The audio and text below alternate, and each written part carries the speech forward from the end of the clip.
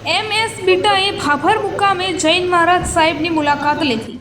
રાષ્ટ્રીય અધ્યક્ષ AIATF એ ભાભરના જૈન સાધુઓ સાથે મુલાકાત કરી। મણિધર જીતસિંહ બીટા જેઓ ઓલ ઇન્ડિયા એન્ટ્રી ફંડના અધ્યક્ષ અને ભારતીય યુવા કોંગ્રેસના ભૂતપૂર્વ પ્રમુખ રહી ચૂક્યા છે, જેઓ પોતાની ઝેડ સુરક્ષા માટે જાણીતા છે।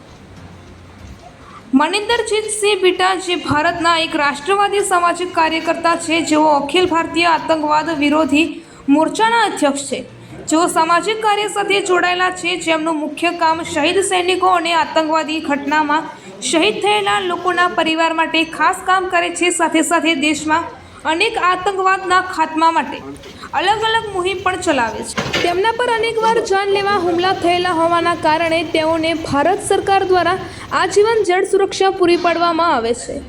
તેઓ આજરોજ ભાભર મુકામે પોલીસ કાફલા સાથે જૈન ઉપાશ્રયમાં જૈન મહારાજ સાહેબ શ્રી તપોરત્ન સુરેશ્વરી મહારાજ સાથે મુલાકાત કરી હતી, તેમજ જૈન સાધુ ભગવતો જોડે પણ મુલાકાત કરી હતી, તેમજ તાજેતરમાં બનેલી ભાભર ખાતે જૈન સાધ્વીની ઘટનાથી માહિતગાર થઈને આ ઘટનાને સખત શબ્દોમાં વખોડી હતી।